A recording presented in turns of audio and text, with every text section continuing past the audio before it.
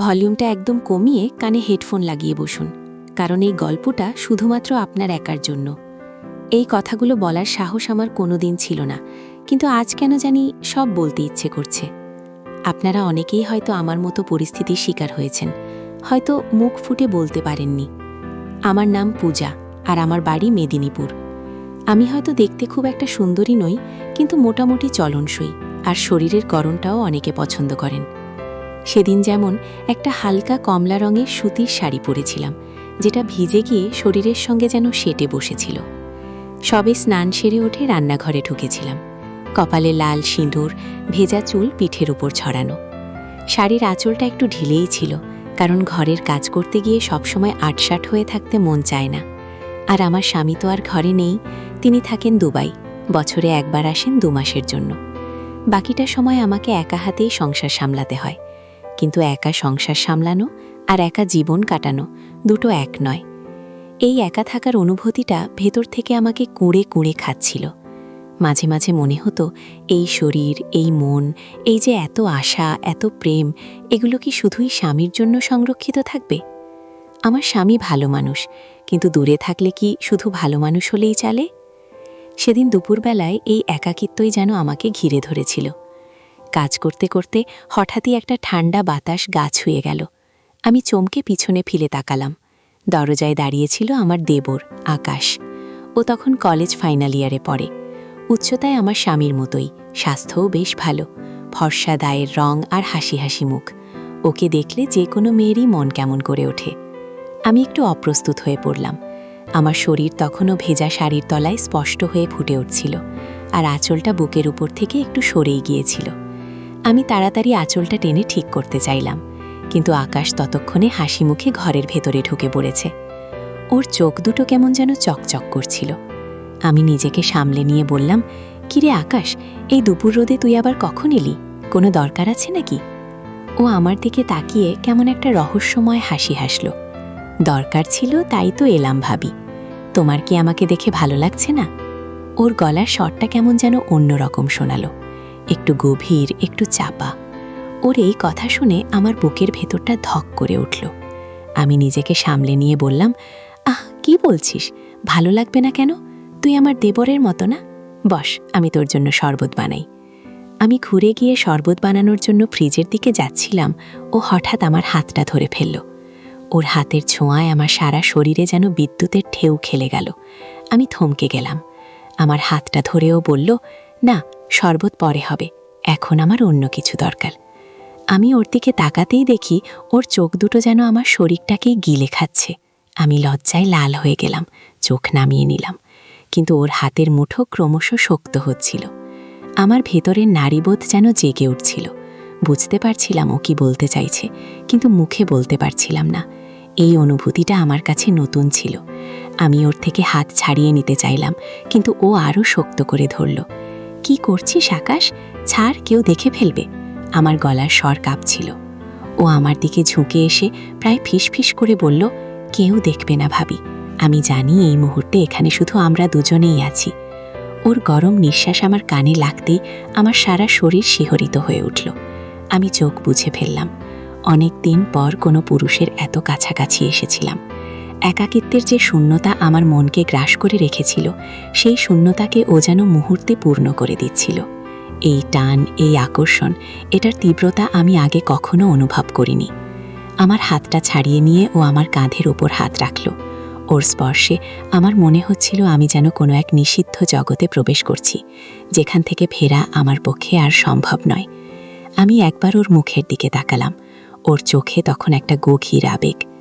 ও আমার ভেজা চুলগুলো আলতো করে সরিয়ে দিল, আর আমার কাঁধের উপর দিয়ে ওর আঙুলগুলো নামতে শুরু করলো আমার পিঠের দিকে। শাড়ির ভেতরের উষ্ণতা অনুভব করছিল যেন। এই নীরবতা, এই স্পর্শ, সবটাই ছিল এক ভিন্ন ভাষার সংলাপ, যা কেবল আমাদের দুজনেরই বোধগম্য। আমার শরীরটা থরথর করে কাঁপছিল। মন যেন কোনো এক অজানা টানে ওর দিকে ঝুঁকে পড়ছিল। আমি নিজেকে বারণ করতে পারছিলাম না, যেন এক অদৃশ্য শক্তি আমাকে ওর দিকে টেনে নিয়ে যাচ্ছিল। এই অনুভূতির জন্ম কোথা থেকে হয়েছিল তা আমি জানি না, কিন্তু এখন মনে হচ্ছিল এটাই যেন আমার একান্ত প্রাপ্তি। এভাবেই আমাদের সেই লুকানো সম্পর্ক শুরু হয়েছিল, যা প্রথমে ছিল কিছু স্পর্শ, কিছু ইঙ্গিত আর চোখের ভাষার আদান প্রদান। আমার স্বামী যখন থেকে বিদেশে গেছেন তখন থেকেই আমি একটু একা হয়ে গিয়েছিলাম। আকাশ আমার স্বামীর ছোট ভাই, সে আমার থেকে প্রায় 10 বছরের ছোট। প্রথমে ও আমাকে শুধু ভাবি বলেই ডাকত, কিন্তু ধীরে ধীরে তার এই ডাকের মধ্যে একটা অন্যরকম টান চলে আসছিল। ও যখন আমার দিকে তাকাতো তখন আমি ওর চোখে একটা তীব্র আগ্রহ দেখতে পেতাম, যেটা আমার বুকের ভেতরটাকে কাঁপিয়ে দিত। আমি প্রথমে এড়িয়ে যেতাম, ভাবতাম হয়তো আমারই মনের ভুল, কিন্তু ওর আচরণে পরিবর্তন আসা শুরু করলো। যখনই আমার স্বামীর সঙ্গে ফোনে কথা বলতাম ও আমার চারপাশে ঘুরঘুর করত। আমি যখন রান্নাঘরে কাজ করতাম ও এসে পাশে দাঁড়িয়ে কথা বলতো, ভাবি আজ কি রান্না করছো, আমার একটু খিদে পেয়েছে। ওর গলার স্বর আর চোখের চাহনি কেমন একটা দুষ্টুমিতে ভরা থাকতো। আমাদের গ্রামের বাড়িটা একটু পুরনো ধরনের, মাঝে মাঝে কারেন্ট চলে যেত। তখন সন্ধ্যার অন্ধকারে আমরা সবাই একসাথে বসে গল্প করতাম। একদিন এমনই এক রাতে লোডশেডিং হয়েছিল। সবাই একসাথে বারান্দায় বসেছিলাম। আকাশ আমার পাশেই বসেছিল। গল্প করতে করতে হঠাৎই ওর হাতটা আমার হাতের ওপর এসে পড়ল। আমি চমকে উঠলাম, কিন্তু হাতটা সরালাম না। ও আমার হাতের ওপর নিজের হাতটা আলতো করে চেপে রাখল। সারা শরীর আমার শিরশির করে উঠেছিল। ওর হাতের স্পর্শে আমি যেন সবকিছু ভুলে যাচ্ছিলাম। যখন আলো এলো ও তাড়াতাড়িতে হাতটা সরিয়ে নিল, কিন্তু ততক্ষণে যা হওয়ার তা হয়ে গিয়েছিল। আমার মনে একটা নতুন আকাঙ্ক্ষা বাসা বাঁধতে শুরু করেছিল। দিনের পর দিন আমাদের এই লুকানো আকর্ষণ বাড়তেই থাকলো। ও আমাকে নানান ছুতো একা পেত, আর সেই সুযোগে আমার কাছাকাছি আসার চেষ্টা করত। কখনো ঘরের ভেতরে, কখনো ছাদে, কখনো বাগানে। ওর উপস্থিতি আমার জীবনে একটা নতুন রং এনে দিয়েছিল। আমার স্বামী যখন বিদেশে ব্যস্ত থাকতেন তখন আকাশের সঙ্গই যেন আমার একমাত্র ভরসা হয়ে উঠেছিল। ও আমার সব কথা শুনত, আমাকে হাসাতো, আর যখন আমি মনমরা হয়ে থাকতাম তখন ও আমাকে সান্ত্বনা দিত। এই মানসিক সমর্থনটা আমার কাছে ভীষণ গুরুত্বপূর্ণ ছিল। একবার আমি অসুস্থ হয়ে পড়েছিলাম, প্রচণ্ড জ্বর হয়েছিল। সবাই আমার কাছে আসা সাহস পাচ্ছিল না, কারণ জ্বরটা দেখে ছোঁয়াচে ছিল। কিন্তু আকাশ সে কোনো পরোয়া করেনি। সে আমার পাশে এসে বসেছিল, আমার কপালে ঠান্ডা জলপট্টি দিচ্ছিল। ওর স্পর্শে আমি যেন সব কষ্ট ভুলে যাচ্ছিলাম। ও যখন আমার মাথায় হাত বুলিয়ে দিচ্ছিল, আমার মনে হচ্ছিল যেন আমার বহুদিনের সব ক্লান্তি দূর হয়ে যাচ্ছিল। ওর যত্ন আর ভালোবাসায় আমার মনটা কেমন যেন নরম হয়ে গিয়েছিল। সেদিন গভীর রাতে আমার জ্বর যখন একটু কমেছিল, ও আমার পাশে বসে আমার হাতটা ধরেছিল। ভাবি, তোমার কি কষ্ট হচ্ছে? ওর গলার স্বরটা তখন এতটাই গভীর আর সংবেদনশীল ছিল যে আমার চোখে জল এসে গিয়েছিল। আমি কিছু বলতে পারিনি, শুধু ওর দিকে তাকিয়েছিলাম। ও আমার কপালে একটা হালকা চুমু খেয়েছিল, যেটা ছিল সম্পূর্ণ পবিত্র, কিন্তু আমার মনের ভেতরে একটা অন্যরকম অনুভূতির জন্ম দিয়েছিল। সেই রাতে আমি ওর কাঁধেই মাথা রেখে ঘুমিয়ে পড়েছিলাম। আমার মনে হয়েছিল এ যেন এক নতুন আশ্রয়, যেখানে আমি সম্পূর্ণ নিরাপদ। এরপর থেকে আমাদের সম্পর্কের গভীরতা আরও বাড়তে শুরু করলো। ও যখনই সুযোগ পেত আমার জন্য কিছু না কিছু উপহার নিয়ে আসতো। কখনো আমার পছন্দের ফুল, কখনো গল্পের বই, আবার কখনো আমার জন্য নতুন শাড়ি। আমি প্রথমে নিতে চাইতাম না, কিন্তু ওর ভালোবাসা ভরা চোখের দিকে তাকিয়ে আমি আর না বলতে পারতাম না। ও আমার জন্য যা করত তা যেন আমার স্বামীর অনুপস্থিতিতে আমার ভেতরের শূন্যতাকে পূরণ করে দিচ্ছিল। আমি জানতাম এটা ভুল, সামাজিক দিক থেকে এটা সম্পূর্ণ ভুল, কিন্তু মনকে কি আর সবসময় শাসন করা যায়? বিশেষ করে যখন কেউ আপনার প্রতি এত যত্নশীল হয়, আপনার সব অনুভূতি বুঝতে পারে, তখন নিজেকে ধরে রাখা সত্যিই খুব কঠিন হয়ে পড়ে। একদিন আমার শাশুড়ি গ্রামের বাড়িতে গিয়েছিলেন এক আত্মীয়ের বিয়েতে।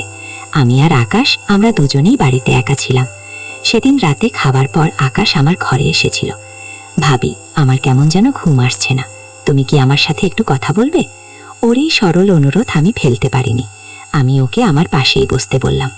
আমরা দুজনেই ঘন্টার পর ঘন্টা কথা বলছিলাম। ওর চোখে তখন আমি গভীর প্রেম দেখতে পাচ্ছিলাম। ও আমার দিকে তাকিয়েছিল, আর আমার মনে হচ্ছিল ওর চোখের গভীরে যেন আমি হারিয়ে যাচ্ছি। রাত যত বাড়ছিল আমাদের দুজনের মাঝে দূরত্ব তত কম ছিল। ও আমার হাতটা ধরে নিজের হাতের মধ্যে তুলে নিয়েছিল। আমার শরীরের সমস্ত রক্ত যেন মাথায় উঠে যাচ্ছিল। আমি কিছু বলতে পারছিলাম না, শুধু ওর দিকে তাকিয়েছিলাম। ও আমার আঙ্গুলের ডগাগুলোয় আলতো করে চুমু খাচ্ছিল, আর আমি ওর উষ্ণ নিঃশ্বাস আমার হাতের উপর অনুভব করছিলাম। ভাবি, আমি তোমাকে খুব ভালোবাসি। ওর এই কথা শুনে আমার বুকের ভেতরটা যেন ফেপে যাচ্ছিল। আমি কখনো ভাবিনি এই কথাগুলো আমার জীবনে আমি আবার শুনবো, তাও আমার দেবরের মুখে। আমার চোখ দিয়ে টপ টপ করে জল পড়তে শুরু করলো। আমি জানতাম না কি বলবো, কি করব। আমার মনে হচ্ছিল আমি যেন এক নিষিদ্ধ পাপের পথে হাঁটছি, যেখান থেকে আমার ফেরা অসম্ভব। ও আমার চোখ থেকে জল মুছে দিল আর আমাকে আরও কাছে টেনে নিল। সেই রাতে আমরা দুজন অনেক কাছাকাছি এসেছিলাম। আমাদের সম্পর্কটা একটা নতুন মোড় নিয়েছিল। শরীরী আকর্ষণ আর মানসিক দুর্বলতা মিলেমিশে একাকার হয়ে গিয়েছিল। আমরা দুজনেই জানতাম এটা ভুল, কিন্তু সেই মুহূর্তে আমরা যেন আর নিজেদেরকে নিয়ন্ত্রণ করতে পারছিলাম না। একে অপরের সান্নিধ্যে আমরা যেন এক অন্যরকম শান্তি পাচ্ছিলাম। সেই রাতটা আমাদের জীবনে একটা নতুন অধ্যায়ের সূচনা করেছিল। প্রতিদিনের জীবন। আমি ওর দিকে তাকিয়েছিলাম, কিছু বলতে পারিনি। ও আমার হাতটা ধরে বলেছিল, আমি জানি তুমি আমাকে কতটা ভালোবাসো। আমি চাই না তোমাকে ছেড়ে দূরে যেতে, কিন্তু আমাকে তো নিজের পায়ে দাঁড়াতে হবে। তবে আমি তোমাকে কথা দিচ্ছি, আমি যেখানেই যাই না কেন, তোমার জন্য আমার মনটা সবসময় এখানেই থাকবে। এই কথার পর আমার মনে একটা মিশ্র অনুভূতি এসেছিল। একদিকে স্বস্তি যে আমাদের সম্পর্কটা হয়তো এবার একটা স্বাভাবিক মোড় নেবে, অন্যদিকে একটা গভীর শূন্যতা। আমি জানতাম এই সম্পর্কটা সমাজের চোখে কোনোদিনই বৈধ নয়, আর এর পরিণতিও ভালো কিছু হতে পারে না। তবুও ওর প্রতি আমার যে অনুভূতি ছিল তা আমার জীবনের এক কঠিন সত্য। আকাশ চাকরি নিয়ে অন্য শহরে চলে গেল। যাওয়ার সময় ও আমাকে একা ডেকে নিয়ে বলেছিল, ভাবি, তুমি আমাকে ভুলো না, আমি তোমাকে সবসময় মনে রাখব। ওর এই কথাগুলো আমার মনে গেঁথে গিয়েছিল। আমি জানি আমাদের এই সম্পর্কটা ভুল ছিল, হয়তো পাপ ছিল, কিন্তু এই ভুল আর পাপের মাঝেই আমি এক অদ্ভুত অনুভূতি আর ভালোবাসার স্বাদ পেয়েছিলাম। আজ আমি অনেক বদলে গেছি। আমার স্বামীর কাছে আমি এখন সম্পূর্ণভাবে নিবেদিত। আমি জানি অতীতকে মুছে ফেলা যায় না, কিন্তু বর্তমানকে সুন্দর করা যায়। সেই গোপন সম্পর্কের স্মৃতি হয়তো আজও আমাকে মাঝে মাঝে কাঁদায়, কিন্তু আমি শিখেছি সেই অনুভূতিগুলোকে দমন করতে। জীবনে এমন কিছু মুহূর্ত আসে যখন আপনি আপনার আবেগ বা দুর্বলতার বশে এমন কিছু করে ফেলেন যা আপনার জন্য এবং আপনার আশেপাশের মানুষের জন্য ভুল হতে পারে। আমাদের সবার উচিত এমন কোনো প্রলোভনে না পড়া যা ভবিষ্যতে আমাদের জন্য চরম দুর্ভোগের কারণ হয়ে দাঁড়াতে পারে। প্রতিটি সম্পর্কের নিজস্ব সীমারেখা থাকা উচিত, যা অতিক্রম করলে জীবনে কেবলই অন্ধকার নেমে আসে। আপনারা যারা আমার এই গল্পটা শুনলেন, আপনাদের কাছে একটাই অনুরোধ, সবসময় নিজের মনকে নিয়ন্ত্রণে রাখবেন আর সমাজের নিয়ম কানুনকে সম্মান করবেন। কারণ আবেগের বশে নেওয়া ভুল সিদ্ধান্ত এক নিমিষেই আপনার সুন্দর জীবনটাকে তছনছ করে দিতে পারে। এটাই আমার জীবনের সবচেয়ে বড় শিক্ষা। ভালো থাকবেন আর সাবধানে থাকবেন।